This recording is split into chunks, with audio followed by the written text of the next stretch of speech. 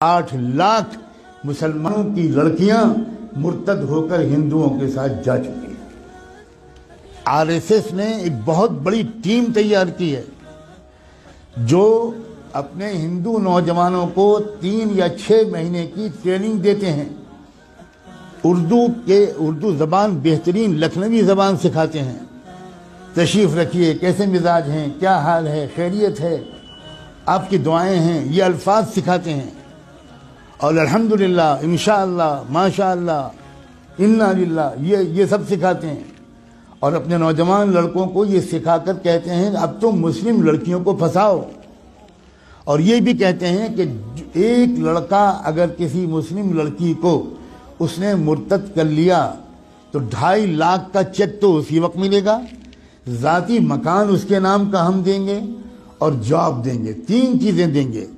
بے روزگاری کے اس دور میں جس میں کہ کوئی جاب مل ہی نہیں رہا ہمارے نوجوانوں کو، وہ نوجوان، وہی غیر مسلم نوجوان سوچتے ہیں کہ بھئی دونوں ہاتھ میں لڈو ہیں، ہم تو ایک لڑکی کو اپنا بھی لیں گے، اس کو ادھرم بھی بنا دیں گے، اور پھر 2.5 لاکھ کا چیک بھی ملے گا، ذاتی مکان بھی ملے گا، اور اس کے بعد جاب بھی ملے گا۔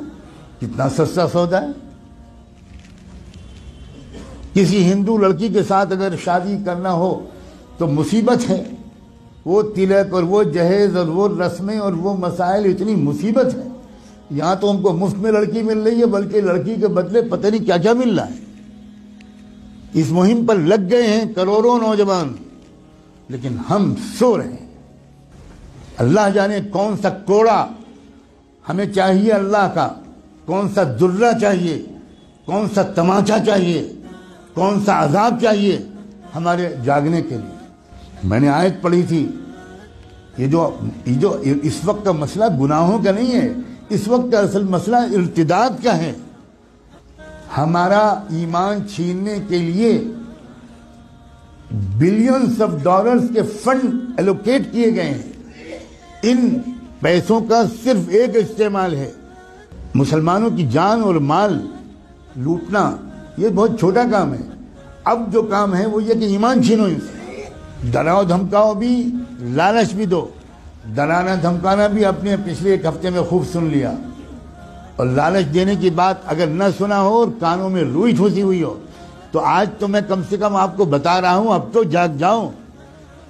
اپنے بچوں اور بچیوں کو کہاں پڑھوانا ہے اور کہاں نہیں پڑھوانا ابھی بھی سمجھ میں نہیں آئے گا۔ اکبر الہ آبادی جو الہ آباد ہائی کورٹ کے جج تھے، انہوں نے شعر کہا تھا۔ وہ کوئی مولانا نہیں تھے، وہ کوئی حاجی صاحب اور حافظ قرآن نہیں تھے، انگریزوں کے زمانے میں ہائی کورٹ کے جج تھے۔ انہوں نے یہ شعر کہا تھا، یوں قتل سے وہ بچوں کے بدنام نہ ہوتا، یوں قتل سے وہ بچوں کے بدنام نہ ہوتا، افسوس کہ فرعون کو کالج کی نہ سوجی۔ خالی وہ کالج بھیج دیتا، بس ختم، وہ تو قتل ہو ہی جاتے ہیں۔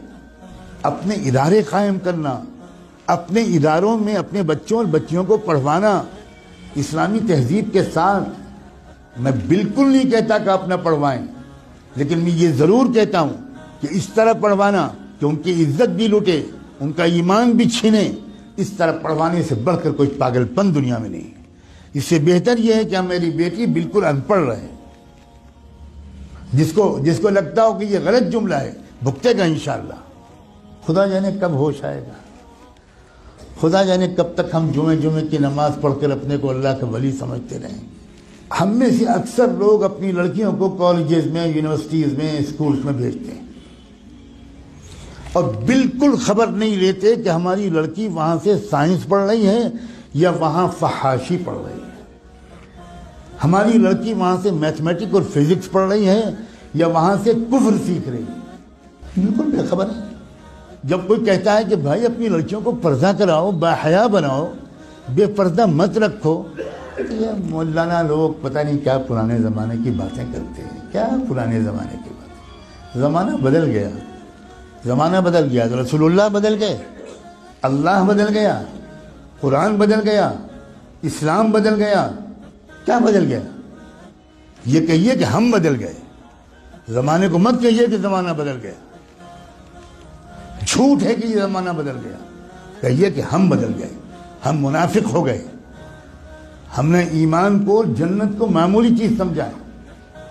ہم نے جہنم کو معمولی چیز سمجھا ہے. ہزاروں لاکھوں لڑکیاں، جو لڑکیاں گھر سے برقع پہن کے نکلتی ہیں، کبھی آپ فالو کیجئے اپنی بیٹی کو.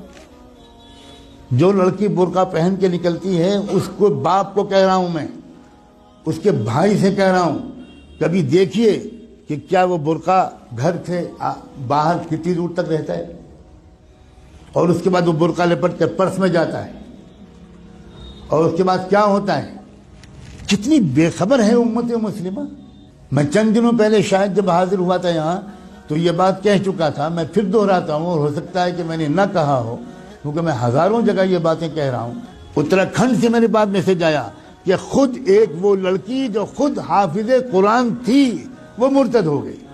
کچھ خبر نہیں ہوئی. عجیب غریب قسم کی غفلت ہے ہم پر. خدا جانے کون سا نشہ پہ آیا. ابھی 2 روپے کھو جائیں تو نیند اڑ جاتی ہے. ابھی کوئی سودا مہنگا مل جائے 5 روپے تو حالت خراب ہو جاتی ہے، کھانا نہیں کھایا جاتا. اور ایمان چھن رہا ہے، ڈاکے پڑ رہے ہیں ایمان پر. کیا منہ دکھائیں گے محمد رسول اللہ کو قیامت میں؟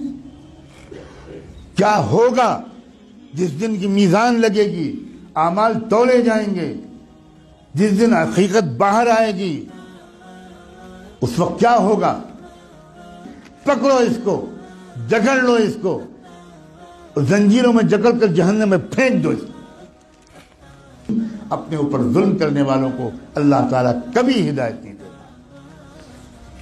اللہ تعالیٰ ہمیں ہوش کے ناخن لینے کی توفیق دے.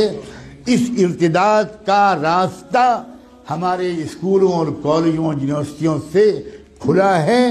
یا آپ کو چاہے جتنی بری لگے بات، میں وہ مولوی نہیں ہوں جو اپنے گاؤں سے نہیں نکلا.